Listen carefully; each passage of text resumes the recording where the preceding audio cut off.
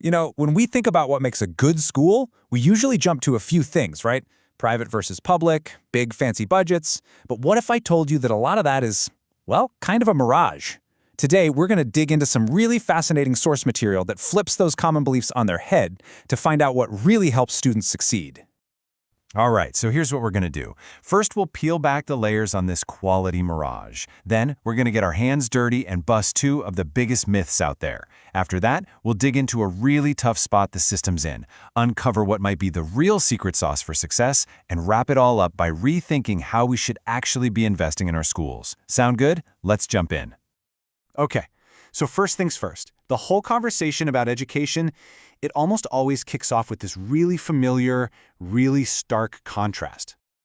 Yeah, public versus private. We're always told to pick a side, but is that even the right fight to be having? I mean, is that performance gap we hear about all the time really about the type of school a kid goes to?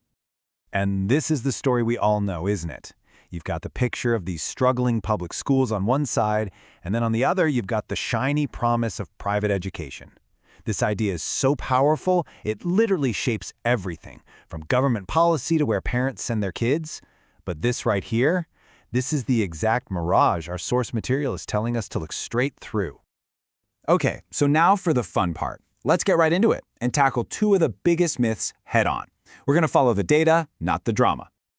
All right, myth number 1. This is the biggie. The idea that private schools are just inherently better, that they have some secret formula. But the data tells a pretty different story. And this gets us to a really key concept called cream skimming. Just think about it for a second. Public schools, by law, have to take everybody, every single kid who shows up. Private schools? Nope.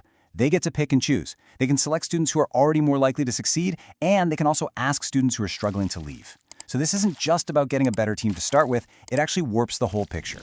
It creates this feedback loop that makes private schools look better just because they can handpick their students.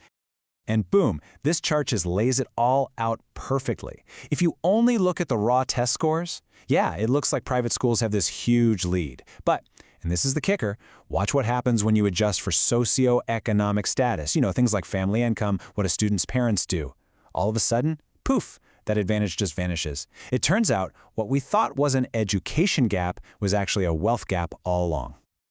Okay, so if private schools aren't some magic bullet, then the problem with public schools has to be money, right? Simple. Just dump more cash into the system and, problem solved. Well, that brings us to myth number 2. It's just not that easy. Just take a look at this. For the last 30 years, spending per student in the U.S. has gone through the roof. I mean, it's a massive, massive fire hose of cash. But the test scores, the actual results, they've stayed almost completely flat. So let that sink in. We're spending more money than ever before in history, and we're not getting better results. The big question is, why?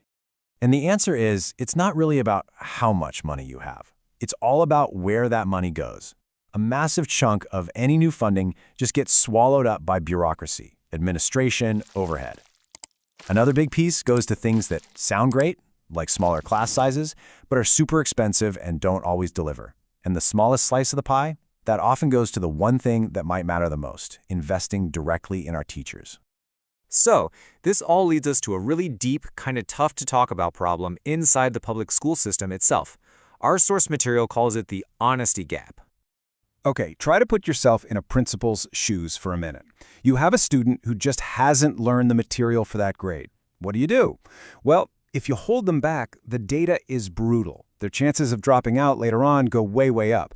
But if you just pass them along, what they call social promotion, they move on totally unprepared, and that high school diploma they eventually get, well, it starts to feel pretty worthless. It's a true no-win situation. And the real-world results of that impossible choice? It's just staggering. A full 40%, 4 out of every 10 students who show up at a public university need to take remedial classes. These are classes they don't even get college credit for, just to learn the stuff they were supposed to learn in high school. They've got the diploma in hand, but not the skills to back it up. Okay, so if it's not the school's label, public or private, and it's not just about throwing more money at the problem, then what on earth actually works? Let's get to the big reveal. Right. After tearing down all these common beliefs, where do we look?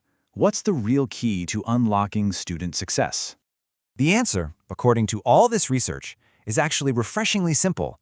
but it is incredibly powerful. It all comes down to the teacher. Specifically, something called teacher value added. Now, that's just a fancy way of saying we can now measure a teacher's direct, personal impact on how much a student learns, separate from everything else.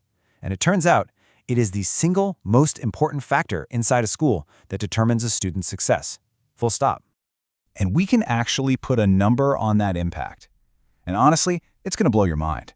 Economic studies have shown that if you replace just one low-performing teacher with a teacher who's just average, the students in that one classroom will go on to earn an extra $250,000 in their lifetimes.